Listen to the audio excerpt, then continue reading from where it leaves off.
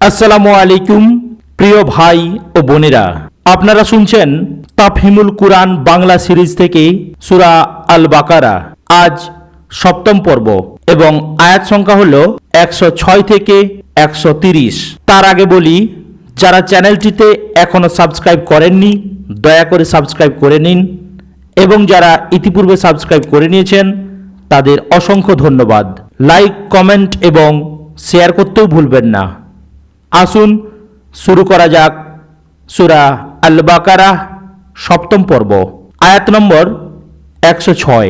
আমি যে আয়াতকে মানসুখ করি বা ভুলিয়ে দিই তার জায়গায় আনি, তার ইহুদিরা মুসলমানদের মনে যেসব সন্দেহ সৃষ্টি করার চেষ্টা চালাতো তার মধ্য থেকে একটি বিশেষ সন্দেহের জবাব এখানে দেয়া হয়েছে।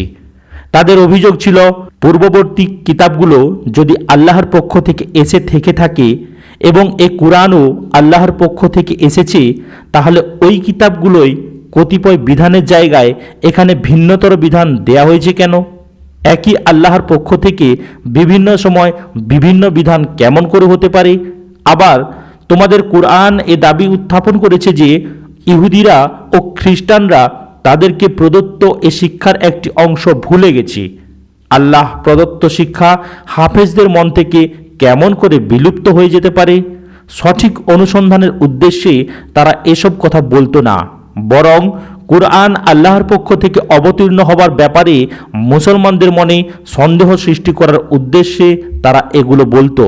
এর জবাবে আল্লাহ বলেছেন, আমি মালিক, আমার ক্ষমতা সীমাহীন। আমি নিজের ইচ্ছে মতো যে কোনো বিধান মানসুখ বা রহিত করে দিই এবং যে কোনো বিধানকে হাফেজদের মন থেকে মুছে ফেলি। কিন্তু যে জিনিসটি আমি মানসুখ করি তার জায়গায় তার চেয়ে ভালো জিনিস আনি, অথবা কমপক্ষে সেই জিনিসটি নিজের জায়গায় আগেরটির মতোই উপযোগী ও উপকারী হয়। আয়াত নম্বর 107। তুমি কি জানো না আল্লাহ সব জিনিসের উপর ক্ষমতাশালী? তুমি কি জানো না পৃথিবী ও আকাশের শাসন কর্তৃত্ব একমাত্র আল্লাহর, আর তিনি ছাড়া তোমাদের আর কোনো বন্ধু ও সাহায্যকারী নেই? আয়াত নম্বর 108। তাহলে তোমরা কি তোমাদের রসুলের কাছে সেই ধরনের প্রশ্ন ও দাবি করতে চাও যেমন এর আগে মুসার কাছে করা হয়েছিল? অথচ যে ব্যক্তি ইমানি নীতিকে কুফরি নীতিতে পরিবর্তিত করেছে সেই সত্য সঠিক পথ থেকে বিচ্যুত হয়েছে, যেমন এর আগে মুসার কাছে করা হয়েছিল। ইহুদিরা তিলকে তাল করে এবং সূক্ষ্ম বিষয়ের অবতারণা করে মুসলমানদের সামনে নানা ধরনের প্রশ্ন উত্থাপন করত। তোমাদের নবীর কাছে এটা জিজ্ঞেস করো, ওটা জিজ্ঞেস করো বলে তারা মুসলমানদের উস্কানি দিত। তাই এ ব্যাপারে আল্লাহ মুসলমানদেরকে ইহুদিদের নীতি অবলম্বন করা থেকে দূরে থাকার জন্য সতর্ক করে দিচ্ছেন। নবী সাল্লাল্লাহু আলাইহি ওয়াসাল্লামও এ ব্যাপারে মুসলমানদেরকে বারবার সতর্ক করে দিয়েছেন। তিনি বলতেন, অনর্থক প্রশ্ন করা এবং তিলকে তাল করার কারণে পূর্ববর্তী উম্মতরা ধ্বংস হয়েছে, কাজেই তোমরা এ পথে পা দিও না। আল্লাহ ও তার রাসূল যে প্রশ্নগুলো উত্থাপন করেননি সেগুলোর পেছনে জোঁকের মতো লেগে থেকো না। তোমাকে যে নির্দেশ দেয়া হয় তা মেনে চলো এবং যে বিষয়গুলো থেকে নিষেধ করা হয় সেগুলো করো না। অপ্রয়োজনীয় কথা বাদ দিয়ে কাজের কথার প্রতি মনোযোগ দাও। অথচ যে ব্যক্তি ইমানি নীতিকে কুফরি নীতিতে পরিবর্তিত করেছে সেই সত্য সঠিক পথ থেকে বিচ্যুত হয়েছে। আহলে কিতাবদের অধিকাংশই তোমাদেরকে কোনো ক্রমে ইমান থেকে আবার কুফরির দিকে ফিরিয়ে নিতে চায়। যদিও হক তাদের কাছে প্রকাশ হয়ে গেছে, তবুও নিজেদের হিংসাত্মক মনোবৃত্তির কারণে এটিই তাদের কামনা। এর জবাবে তোমরা ক্ষমা ও উপেক্ষার নীতি অবলম্বন করো যতক্ষণ না আল্লাহ নিজেই এর কোনো ফায়সালা করে দেন। নিশ্চিত যেন আল্লাহ সব কিছুর উপর ক্ষমতাশীল। এর জবাবে তোমরা ক্ষমা ও উপেক্ষার নীতি অবলম্বন করো, অর্থাৎ ওদের হিংসা ও বিদ্বেষ দেখে উত্তেজিত হয়ে পড়ো না, নিজের ভারসাম্য হারিয়ে ফেলো না। এদের সাথে তর্ক বিতর্ক ও ঝগড়া করে নিজের মূল্যবান সময় ও মর্যাদা নষ্ট করো না। ধৈর্য সহকারে দেখতে থাকো আল্লাহ কি করেন। অনর্থক আজে বাজে কাজে নিজের শক্তি ক্ষয় না করে আল্লাহর জিকির ও সৎ কাজে সময় ব্যয় করো। এগুলোই আল্লাহর ওখানে কাজে লাগবে। বিপরীত পক্ষে ওই বাজে কাজগুলোর আল্লাহর ওখানে কোনো মূল্য নেই, যতক্ষণ না আল্লাহ নিজেই এর কোনো ফয়সালা করে দেন। নিশ্চিত যেন আল্লাহ সব কিছুর উপর ক্ষমতাশীল। আয়াত নাম্বার 110। নামাজ কায়েম করো ও জাকাত দাও। নিজেদের পরকালের জন্য তোমরা যা কিছু সৎ কাজ করে আগে পাঠিয়ে দেবে তা সবই আল্লাহর ওখানে মজুদ পাবে। তোমরা যা কিছু করো সবই আল্লাহর দৃষ্টিতে রয়েছে। আয়াত নম্বর 111।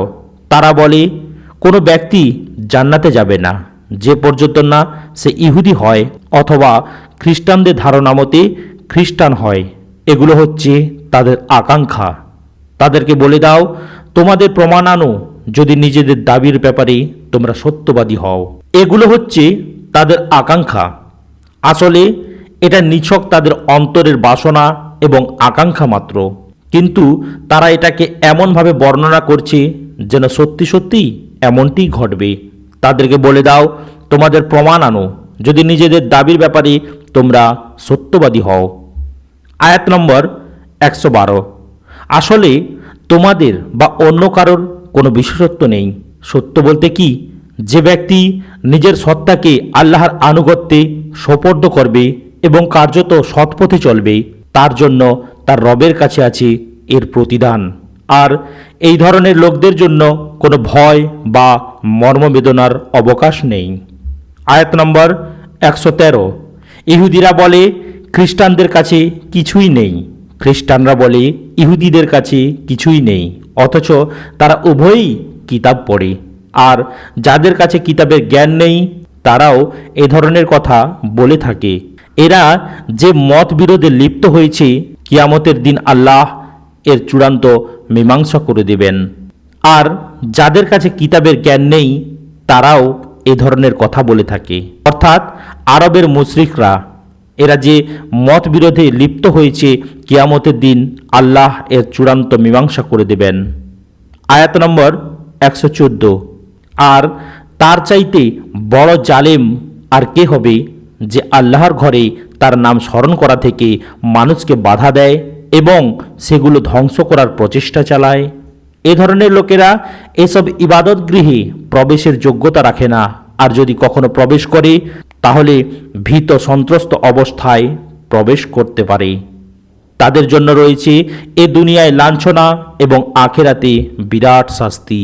তাহলে ভীত সন্ত্রস্ত অবস্থায় প্রবেশ করতে পারে, অর্থাৎ ইবাদত গৃহগুলো এ ধরনের জালেমদের কর্তৃত্বে ও পরিচালনাধীনে থাকার এবং তারা এর রক্ষণাবেক্ষণকারী হওয়ার পরিবর্তে শাসন কর্তৃত্ব থাকা উচিত আল্লাহকে ভয় করে এবং আল্লাহর প্রতি অনুগত এমন সব লোকদের হাতে, আর তারাই হবে ইবাদত গৃহগুলোর রক্ষণাবেক্ষণকারী। তাহলে এ দুষ্কৃতিকারীরা সেখানে গেলেও কোনো দুষ্কর্ম করার সাহস করবে না, কারণ তারা জানবে সেখানে গিয়ে কোনো দুষ্কর্ম করলে শাস্তি পেতে হবে। এখানে মক্কার কাফেরদের জুলুমের প্রতিও সূক্ষ্ম ইঙ্গিত করা হয়েছে। তাদের নিজেদের জাতির যেসব লোক ইসলাম গ্রহণ করেছিল তারা তাদেরকে আল্লাহর ঘরে ইবাদত করতে বাধা দিয়েছিল। তাদের জন্য রয়েছে এ দুনিয়ায় লাঞ্ছনা এবং আখেরাতে বিরাট শাস্তি। আয়াত নম্বর 115। পূর্ব ও পশ্চিম সব আল্লাহর। তোমরা যেদিকে মুখ ফেরাবে সেদিকেই আল্লাহর চেহারা বিরাজমান। আল্লাহ বড়ই ব্যাপকতার অধিকারী এবং তিনি সব কিছু জ্ঞাত। তোমরা যেদিকে মুখ ফিরাবে সেদিকেই আল্লাহর চেহারা বিরাজমান, অর্থাৎ আল্লাহ পূর্বেও নয় পশ্চিমেরও নয়। তিনি সকল দিকের ও সকল স্থানের মালিক, কিন্তু নিজে কোনো স্থানের পরিসরে সীমাবদ্ধ নেই। কাজেই তার ইবাদতের জন্য কোনো দিক বা স্থান নির্দিষ্ট করার অর্থ এ নয় যে আল্লাহ সেদিকে বা সে স্থানে থাকেন। কাজেই ইতিপূর্বে তোমরা ওখানে বা ওই দিকে ফিরে ইবাদত করতে, আর এখন সেই জায়গা বা দিক পরিবর্তন করলে কেন, একথা নিয়ে ঝগড়া বা বিতর্ক করার কোনো অবকাশ নেই। আল্লাহ বড়ই ব্যাপকতার অধিকারী এবং তিনি সব কিছু জ্ঞাত। আয়াত নম্বর 116। তারা বলে আল্লাহ কাউকে ছেলে হিসাবে গ্রহণ করেছেন। আল্লাহ পবিত্র এসব কথা থেকে। আসলে পৃথিবী ও আকাশের সমস্ত জিনিসই তার মালিকাধীন, সব কিছুই তার নির্দেশের অনুগত। আয়াত নম্বর 117, তিনি আকাশসমূহ ও পৃথিবীর স্রষ্টা। তিনি যে বিষয়ের সিদ্ধান্ত নেয় সে সম্পর্কে কেবলমাত্র হুকুম দেন, হও, তাহলেই তা হয়ে যায়। আয়াত নম্বর 118, অজ্ঞ লোকেরা বলে আল্লাহ নিজে আমাদের সাথে কথা বলেন না কেন, অথবা কোনো নিশানি আমাদের কাছে আসে না কেন। এদের আগের লোকেরাও এমনি ধারা কথা বলতো। এদের সবার আগের ও পরের পথভ্রষ্টদের মানসিকতা একই। দৃঢ় বিশ্বাসীদের জন্য আমরা নিশানিসমূহ সুস্পষ্ট করে দিয়েছি। কোনো নিশানি আমাদের কাছে আসে না কেন? তারা বলতে চাচ্ছিল আল্লাহ নিজে তাদের সামনে এসে বলবেন, এই ধরো আমার কিতাব আর এ আমার বিধান, তোমরা এর অনুসারী হও। অথবা তাদেরকে এমন কোনো নিশানি দেখানো হবে যা দেখে তারা নিশ্চিতভাবে বিশ্বাস করতে পারবে যে মুহাম্মদ সাল্লাল্লাহু আলাইহি ওয়াসাল্লাম যা কিছু বলছেন আল্লাহর পক্ষ থেকেই বলছেন। এদের আগের লোকেরাও এমনি ধারা কথা বলতো। এদের সবার আগের ও পরের পথভ্রষ্টদের মানসিকতা একই। অর্থাৎ আজকের পথভ্রষ্টরা এমন কোনো অভিযোগ ও দাবি উত্থাপন করেনি যা এর আগে পথভ্রষ্টরা করেনি। প্রাচীন যুগ থেকে নিয়ে আজ পর্যন্ত পথভ্রষ্টতার প্রকৃতি অপরিবর্তিত রয়েছে। বারবার একই ধরনের সংশয়, সন্দেহ, অভিযোগ ও প্রশ্নের পুনরাবৃত্তি সে করে চলেছে। দৃঢ় বিশ্বাসীদের জন্য আমরা নিশানিসমূহ সুস্পষ্ট করে দিয়েছি। আল্লাহ নিজে এসে আমাদের সাথে কথা বলেন না কেন? এই অভিযোগটি এত বেশি অর্থহীন ছিল যে এর জবাব দেওয়ার প্রয়োজন ছিল না। আমাদের নিশানি দেখানো হয় না কেন? শুধুমাত্র এই প্রশ্নটির জবাব দেওয়া হয়েছে। এর জবাবে বলা হয়েছে নিশানি তো রয়েছে অসংখ্য, কিন্তু যে ব্যক্তি মানতেই চায় না তাকে কোন নিশানিটা দেখানো যায়? আয়াত নম্বর 119, এর চাইতে বড় নিশানি আর কি হতে পারে যে আমি তোমাকে পাঠিয়েছি সত্য জ্ঞান সহকারে সুসংবাদ দানকারী ও ভীতি প্রদর্শনকারী রূপে। যারা জাহান্নামের সাথে সম্পর্ক জুড়েছে তাদের জন্য তুমি দায়ী নও এবং তোমাকে জবাবদিহি করতে হবে না। আমি তোমাকে পাঠিয়েছি সত্য জ্ঞান সহকারে সুসংবাদ দানকারী ও ভীতি প্রদর্শনকারী রূপে। অর্থাৎ অন্যান্য নিশানি আর কি দেখবে?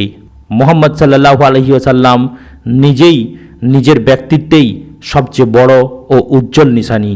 তার নবুয়ত লাভের পূর্বের অবস্থা, যে দেশের ও জাতির মধ্যে তার জন্ম হয়েছিল তার অবস্থা, এবং যে অবস্থার মধ্যে তিনি লালিত পালিত হন ও 40 বছর জীবনযাপন করেন, তারপর নবুয়ত লাভ করে মহান ও বিস্ময়কর কার্যাবলী সম্পাদন করেন, এসব কিছুই এমন একটি উজ্জ্বল নিশানি হিসেবে চিহ্নিত যে এরপরে আর কোনো নিশানির প্রয়োজনই হয় না।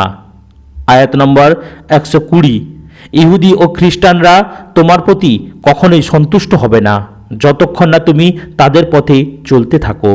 পরিষ্কার বলে দাও, পথ মাত্র একটি যা আল্লাহ বাতলে দিয়েছেন। অন্যথায় তোমার কাছে যে জ্ঞান এসেছে তারপরও যদি তুমি তাদের ইচ্ছা ও বাসনা অনুযায়ী চলতে থাকো, তাহলে আল্লাহর পাকড়াও থেকে রক্ষাকারী তোমার কোনো বন্ধু ও সাহায্যকারী থাকবে না যতক্ষণ না তুমি তাদের পথে চলতে থাকো। এর অর্থ হচ্ছে তাদের অসন্তুষ্টির কারণ এই নয় যে তারা যথার্থই সত্যসন্ধানী এবং তুমি সত্যকে তাদের সামনে সুস্পষ্ট করে তুলে ধরনি, বরং তোমার প্রতি তাদের অসন্তুষ্টির কারণ হচ্ছে এই যে তুমি আল্লাহর নিদর্শনসমূহ ও তার দ্বীনের সাথে তাদের মতো মুনাফিক সুলভ ও প্রতারণামূলক আচরণ করছো না কেন? আল্লাহ পূজার ছদ্মবেশে তারা যেমন আত্মপূজা করে যাচ্ছে, তুমি তেমন করছো না কেন? দিনের মূলনীতি ও বিধানসমূহের নিজের চিন্তা ধারণা কল্পনা এবং নিজের ইচ্ছা কামনা বাসনা অনুযায়ী পরিবর্তিত করার ব্যাপারে তাদের মতো দুঃসাহসিকতার পরিচয় দিচ্ছ না কেন? তাদের মতো প্রদর্শনমূলক আচরণ, ছলচাতুরি ও প্রতারণার আশ্রয় নিচ্ছ না কেন? কাজেই তাদেরকে সন্তুষ্ট করার চিন্তা ছেড়ে দাও, কারণ যতক্ষণ তুমি নিজে তাদের রঙে রঞ্জিত হয়ে তাদের স্বভাব আচরণ গ্রহণ করবে না, নিজেদের ধর্মের সাথে তাদের যে আচরণ করে যতদিন তুমি তোমার দিনের সাথে অনুরূপ আচরণ করবে না এবং যতদিন তুমি ধর্মীয় আকীদা বিশ্বাস ও কর্মের ব্যাপারে তাদের মতো ভ্রষ্ট নীতি অবলম্বন করবে না, ততদিন পর্যন্ত তারা কোনো ক্রমেই তোমার প্রতি সন্তুষ্ট হবে না। আয়াত নম্বর 121, যাদেরকে আমি কিতাব দিয়েছি তারা তাকে যথাযথভাবে পাঠ করে, তারা তার উপর সাচ্চা দিলে ঈমান আনে, আর যারা তার সাথে কুফরির নীতি অবলম্বন করে তারাই আসলে ক্ষতিগ্রস্ত। যাদেরকে আমি কিতাব দিয়েছি তারা, এখানে আহলি কিতাবদের অন্তর্গত সৎ লোকদের প্রতি ইঙ্গিত করা হয়েছে। তারা সততা ও দায়িত্বশীলতার সাথে আল্লাহর কিতাব পড়ে, তাই আল্লাহর কিতাবের দৃষ্টিতে যা সত্য তাকেই তারা সত্য বলে মেনে নেয়। আয়াত নম্বর 122, হে বনি ইসরাইল, তোমাদের আমি যে নিয়ামত দান করেছিলাম এবং বিশ্বের জাতিদের উপর তোমাদের যে শ্রেষ্ঠত্ব দান করেছিলাম তার কথা স্মরণ করো। হে বনি ইসরাইল, এখান থেকে আর একটি ধারাবাহিক ভাষণ শুরু হচ্ছে। এখানে পরিবেশিত বক্তব্য সঠিকভাবে অনুধাবন করতে হলে নিম্নলিখিত বিষয়গুলো জানা খুবই প্রয়োজন। 1. হজরত নূহ আলাইহিস সালামের পরে হজরত ইব্রাহিম আলাইহিস সালাম প্রথম বিশ্বজনীন নবী। মহান আল্লাহ তাকে ইসলামের বিশ্বজনীন দাওয়াত ছড়াবার দায়িত্বে নিযুক্ত করেছিলেন। প্রথমে তিনি নিজে সশরীরে ইরাক থেকে মিশর পর্যন্ত এবং সিরিয়া ও ফিলিস্তিন থেকে নিয়ে আরবের মরু অঞ্চলের বিভিন্ন স্থান পর্যন্ত বছরের পর বছর সফর করে মানুষকে আল্লাহর আনুগত্যের অর্থাৎ ইসলামের দিকে আহ্বান করতে থাকেন। অতঃপর এই মিশন সর্বত্র পৌঁছিয়ে দেওয়ার লক্ষ্যে বিভিন্ন স্থানে প্রতিনিধি নিযুক্ত করেন। পূর্ব জর্দানে নিজের ভাতিজা হজরত লুতকে নিযুক্ত করেন, সিরিয়া ও ফিলিস্তিনে নিযুক্ত করেন নিজের ছেলে হজরত ইসহাককে এবং আরবের অভ্যন্তরে নিযুক্ত করেন নিজের বড় ছেলে হজরত ইসমাইলকে। তারপর মহান আল্লাহর নির্দেশে মক্কায় কাবাগৃহ নির্মাণ করেন এবং আল্লাহর নির্দেশ মতো এটিকেই এই মিশনের কেন্দ্র গণ্য করেন। 2. হজরত ইব্রাহিমের বংশধারা দুটি বড় বড় শাখায় বিভক্ত হয়। একটি শাখা হচ্ছে হজরত ইসমাইলের সন্তান সন্ততিবর্গ, এরা আরবে বসবাস করত। কুরাইশ ও আরবের আরও কতিপয় গোত্র এরই অন্তর্ভুক্ত ছিল। আর যেসব আরব গোত্র বংশগত দিক দিয়ে হজরত ইসমাইলের সন্তান ছিল না, তারাও তার প্রচারিত ধর্মে কম বেশি প্রভাবিত ছিল বলেই তার সাথেই নিজেদের সম্পর্ক জুড়ত। দ্বিতীয় শাখাটি ছিল হজরত ইসহাকের সন্তানবর্গের। এ শাখায় হজরত ইয়াকুব, হজরত ইউসুফ, হজরত মুসা, হজরত দাউদ, হজরত সুলাইমান, হজরত ইয়াহিয়া, হজরত ঈসা প্রমুখ অসংখ্য নবী জন্মগ্রহণ করেন। আর ইতিপূর্বে বলেছি, যেহেতু হজরত ইয়াকুবের আর এক নাম ছিল ইসরাইল, তাই তার বংশ বনি ইসরাইল নামে পরিচিত হয়। তার প্রচার অভিযানের ফলে যেসব জাতি তার দিন গ্রহণ করে তারা তার মধ্যে নিজেদের ব্যক্তি স্বাতন্ত্র্য বিলুপ্ত করে দেয়, অথবা তারা বংশগতভাবে তাদের থেকে আলাদা থাকলেও ধর্মীয়ভাবে তাদের অনুসারী থাকে। এই শাখায় অবনতি ও অধঃপতন সূচিত হলে প্রথমে ইহুদিবাদ ও পরে খ্রিস্টানবাদের উদ্ভব হয়। 3. হজরত ইব্রাহিমের আসল কাজ ছিল সমগ্র দুনিয়াবাসীকে আল্লাহর আনুগত্যের দিকে আহ্বান জানানো এবং আল্লাহ প্রদত্ত জীবন ব্যবস্থা পরিশুদ্ধ ও সংশোধিত করে গড়ে তোলা। তিনি নিজে ছিলেন আল্লাহর অনুগত। আল্লাহ প্রদত্ত জ্ঞান অনুযায়ী নিজের জীবনের সমস্ত কাজ কারবার পরিচালনা করতেন। সারা দুনিয়ায় এই জ্ঞানের বিস্তৃতি ঘটাতেন এবং চেষ্টা করতেন যাতে সমস্ত মানুষ বিশ্বজাহানের মালিক ও প্রভুর অনুগত হয়ে এ দুনিয়ায় জীবনযাপন করে। এই মহান ও বিরাট কর্মকাণ্ডের প্রেক্ষিতে তাকে বিশ্ব নেতার পদে অভিষিক্ত করা হয়। তারপর তার বংশধারা থেকে যে শাখাটি বের হয়ে হজরত ইসহাক ও হজরত ইয়াকুবের নামে অগ্রসর হয়ে বনি ইসরাইল নামে ধারণ করে, সেই শাখাটি তার এ নেতৃত্বের উত্তরাধিকার লাভ করে। এই শাখায় নবীদের জন্ম হতে থাকে এবং এদেরকেই সত্য সঠিক পথের জ্ঞান প্রদান করা হয়। বিশ্বের জাতিসমূহকে সত্য সঠিক পথের সন্ধান দেওয়ার দায়িত্ব এদের উপর সোপর্দ করা হয়। এটি ছিল আল্লাহর মহান অনুগ্রহ ও নিয়ামত। মহান আল্লাহ এ বংশের লোকদেরকে তাই একথা বারবার স্মরণ করিয়ে দিচ্ছেন। এ শাখাটি হযরত সুলাইমানের আমলে বাইতুল মাকদিসকে নিজেদের কেন্দ্র গণ্য করে। তাই যতদিন পর্যন্ত এ শাখাটি নেতৃত্বের দায়িত্বে অধিষ্ঠিত ছিল ততদিন পর্যন্ত বাইতুল মাকদিসই ছিল দাওয়াত ইলাল্লাহ, মানুষকে আল্লাহর দিকে আহ্বান জানানোর উদ্দেশ্যে পরিচালিত যাবতীয় কর্মকাণ্ডের কেন্দ্র। 4 পেছনের 10টি রুকুতে মহান আল্লাহ বনি ইসরায়েলকে সম্বোধন করে তাদের ঐতিহাসিক অপরাধসমূহ এবং কুরআন নাজিল হওয়ার সময়ে তাদের যে অবস্থা ছিল তা হুবহু বর্ণনা করেছেন। এ সঙ্গে তাদেরকে একথা জানিয়ে দিয়েছেন যে তোমরা আমার নিয়ামতের চরম অমর্যাদা করছো, তোমরা কেবল নেতৃত্বের দায়িত্ব পালন করা থেকে বিরত থাকোনি, বরং নিজেরাও সত্য ও সততার পথ পরিহার করেছো। আর এখন তোমাদের একটি ক্ষুদ্রতম গোষ্ঠী ছাড়া তোমাদের সমগ্র দলের মধ্যে আর কোনো যোগ্যতা অবশিষ্ট নেই। 5 অতঃপর এখন তাদেরকে জানিয়ে দেয়া হচ্ছে বিশ্ব মানবতার নেতৃত্ব ইব্রাহিমের বংশানুক্রমিক উত্তরাধিকার নয়, বরং নবী ইব্রাহিম নিজে যে নিষ্কলুষ আনুগত্যের মধ্যে নিজের অস্তিত্বকে বিলীন করে দিয়েছিলেন এটি হচ্ছে তারই ফসল। যারা ইব্রাহিমের পথে নিজেরা চলে এবং সমগ্র বিশ্ববাসীকে চালাবার দায়িত্ব পালন করে একমাত্র তারাই এই নেতৃত্বের যোগ্যতা লাভ করতে পারে। যেহেতু তোমরা এ পথ থেকে সরে গেছো এবং দায়িত্ব পালনের যোগ্যতা পুরোপুরি হারিয়ে ফেলেছ, তাই নেতৃত্বের পদ থেকে তোমাদের অপসারিত করা হচ্ছে। 6 সঙ্গে সঙ্গে ইশারা ইঙ্গিতে একথাও বলে দেয়া হচ্ছে যেসব অইসরায়েলি জাতি মুসা ও ঈসা আলাইহিস সালামের মাধ্যমে হযরত ইব্রাহিম আলাইহিস সালামের সাথে নিজেদের সম্পর্ক জুড়েছিল তারাও ইব্রাহিমের পথ থেকে সরে গেছে। এই সঙ্গে একথাও বলে দেওয়া হয়েছে যে আরবের মুশরিকরাও ইব্রাহিম ও ইসমাইলের সাথে নিজেদের সম্পর্ক রয়েছে বলে গর্ব করে বেড়ায়, কিন্তু তারা আসলে নিজেদের বংশ ও গোত্রের অহংকারে মত্ত হয়ে পড়েছে। ইব্রাহিম ও ইসমাইলের পথের সাথে এখন তাদের দূরবর্তী সম্পর্কও নেই, কাজেই তাদের কেউই বিশ্ব নেতৃত্বের যোগ্যতা ও অধিকার রাখে না। 7 আবার একথাও বলা হচ্ছে এখন আমরা ইব্রাহিম আলাইহিস সালামের বংশের দ্বিতীয় শাখা বনি ইসরায়েলের মধ্যে এমন এক নবীর জন্ম দিয়েছি যার জন্য ইব্রাহিম ও ইসমাইল উভয়েই দোয়া করেছিলেন। ইব্রাহিম, ইসমাইল, ইসহাক, ইয়াকুব ও অন্যান্য সকল নবী যে পথ অবলম্বন করেছিলেন তিনিও সেই একই পথ অবলম্বন করেছেন। আল্লাহর পক্ষ থেকে দুনিয়ায় যত নবী ও রসুল এসেছেন তিনি ও তার অনুসারীরা তাদের সবাইকে সত্য নবী বলে স্বীকার করেন। সকল নবী বিশ্ববাসীকে যে পথের দিকে আহ্বান জানিয়েছেন তিনিও তার অনুসারীগণও মানুষকে সেদিকে আহ্বান জানান। কাজেই যারা এ নবীর অনুসরণ করে এখন একমাত্র তারাই বিশ্ব মানবতার নেতৃত্বের যোগ্যতা ও অধিকার রাখে। 8 নেতৃত্ব পরিবর্তনের ঘোষণার সাথে সাথেই স্বাভাবিকভাবেই কিবলার পরিবর্তনের ঘোষণা হওয়াও জরুরি ছিল।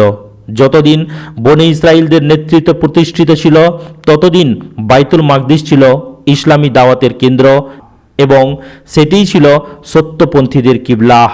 শেষ নবী মুহাম্মদ সাল্লাল্লাহু আলাইহি ওয়াসাল্লাম ও তার অনুসারীগণও ততদিন বাইতুল মাকদিসকেই তাদের কিবলাহ বানিয়ে রেখেছিলেন, কিন্তু বনি ইসরায়েলকে এই পদ থেকে যথারীতি অপসারিত করার পর বাইতুল মাকদিসের কেন্দ্রীয় গুরুত্ব আপনা আপনি খতম হয়ে গেল। কাজেই ঘোষণা করে দেয়া হলো যেখান থেকে এ শেষ নবীর দাওয়াতের সূচনা হয়েছে সেই স্থানটিই হবে এখন আল্লাহর দ্বীনের কেন্দ্র। আর যেহেতু শুরুতে ইব্রাহিম আলাইহিস সালামের দাওয়াতের কেন্দ্রও এখানে ছিল, তাই আহলি কিতাব ও মুশরিকদের জন্যও এ স্থানটির অর্থাৎ কাবার কেন্দ্র হবার সর্বাধিক অধিকারের দাবি স্বীকার করে নেওয়া ছাড়া গত্যন্তর নেই।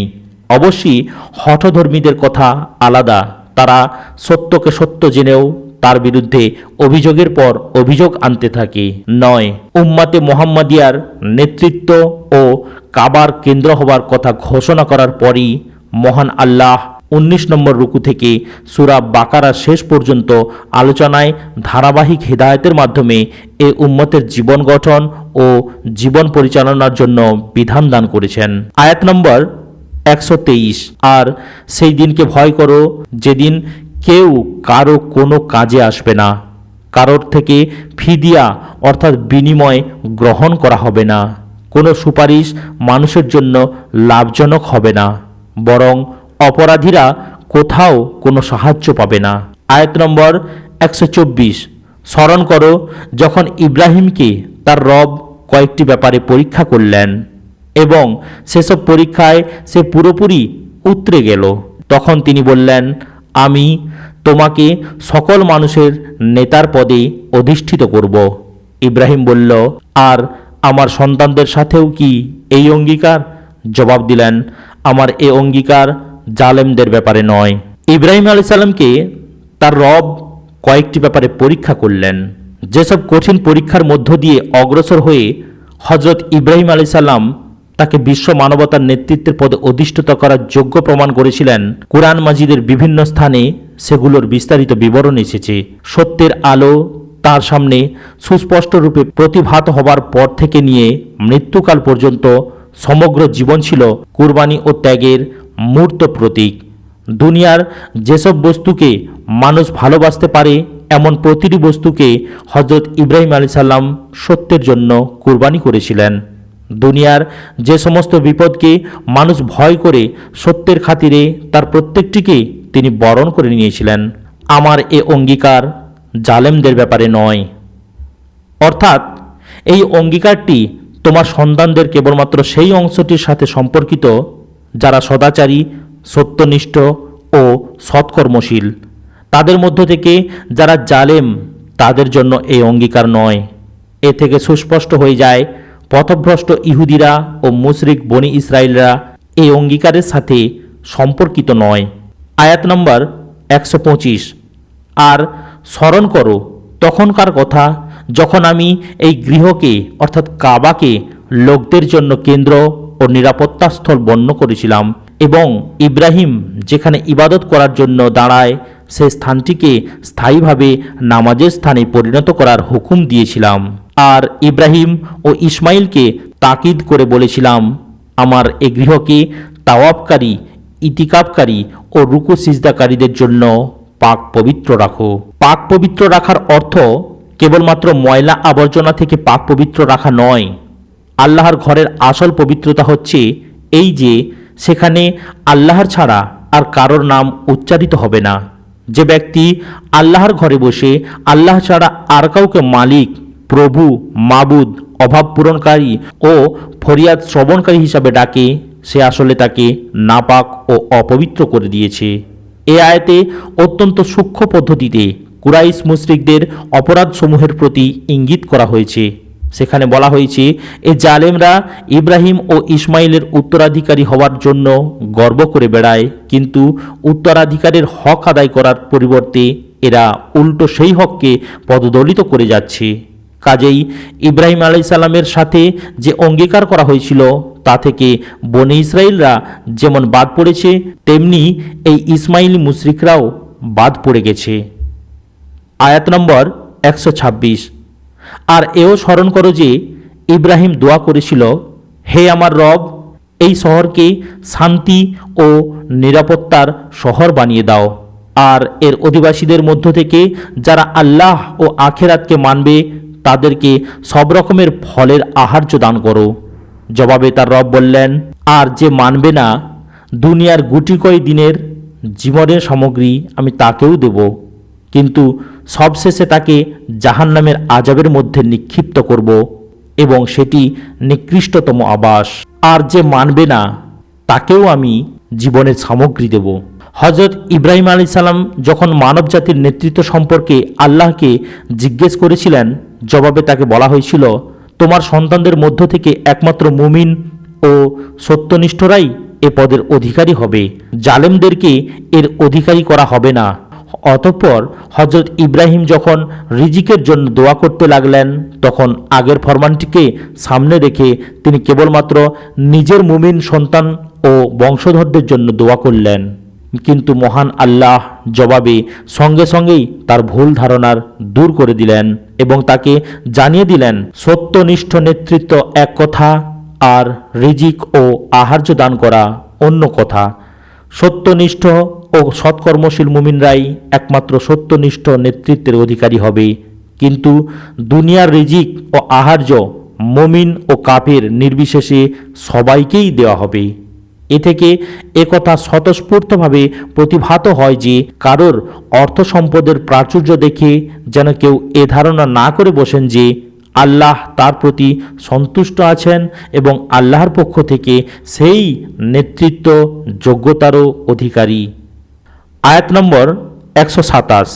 আর স্মরণ করো, ইব্রাহিম ও ইসমাইল যখন এই গৃহের প্রাচীর নির্মাণ করছিল, তারা দোয়া করে বলেছিল, হে আমাদের রব, আমাদের এই খিদমত কবুল করে নাও, তুমি সব কিছু শ্রবণকারী ও সব কিছু জ্ঞাত। আয়াত নম্বর 128। হে আমাদের রব, আমাদের দুজনকে তোমার মুসলিম নির্দেশের অনুগত বানিয়ে দাও, আমাদের বংশ থেকে এমন একটি জাতির সৃষ্টি করো যে হবে তোমার মুসলিম। তোমার ইবাদতের পদ্ধতি আমাদের বলে দাও এবং আমাদের ভুলচুক মাফ করে দাও, তুমি বড়ই ক্ষমাশীল ও অনুগ্রহকারী। আয়াত নম্বর 129।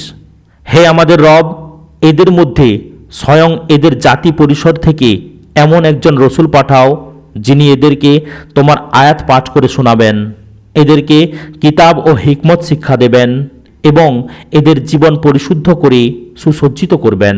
অবশ্যই তুমি বড়ই প্রতিপত্তিশালী ও জ্ঞানবান। এদের জীবন পরিশুদ্ধ করে সুসজ্জিত করবেন। জীবন পরিশুদ্ধ করে সুসজ্জিত করা বলতে চিন্তা, ভাবনা, আচার আচরণ, চরিত্র, নৈতিকতা, সমাজ, সংস্কৃতি, রাজনীতি ইত্যাকার সব কিছুকেই সুসজ্জিত করা বোঝাচ্ছি। অবশ্যই তুমি বড়ই প্রতিপত্তিশালী ও জ্ঞানবান। অর্থাৎ মুহাম্মদ সাল্লাল্লাহু আলাইহি ওয়াসাল্লামের আবির্ভাব আসলে হযরত ইব্রাহিম আলাইহিস সালামের দোয়ার জবাব, এ কথাই এখানে বলা হয়েছে। আয়াত নম্বর 130। এখন কে ইব্রাহিমের পদ্ধতিকে ঘৃণা করবে? হ্যাঁ, যে নিজেকে মূর্খতা ও নির্বুদ্ধিতায় আচ্ছন্ন করেছে, সে ছাড়া আর কে এই কাজ করতে পারে? ইব্রাহিমকে তো আমি দুনিয়ায় নিজের জন্য নির্বাচিত করেছিলাম, আর আখেরাতে সে সৎকর্মশীলদের মধ্যে গণ্য হবে। আজ এ পর্যন্তই। ভিডিওর পরবর্তী অংশ অর্থাৎ 131 নম্বর আয়াত থেকে পর্যালোচনা শোনার জন্য চ্যানেলটিকে সাবস্ক্রাইব করে রাখুন। লাইক, কমেন্ট এবং শেয়ার করতেও ভুলবেন না। আসসালামু আলাইকুম ওয়া রাহমাতুল্লাহি ওয়া বারাকাতুহু।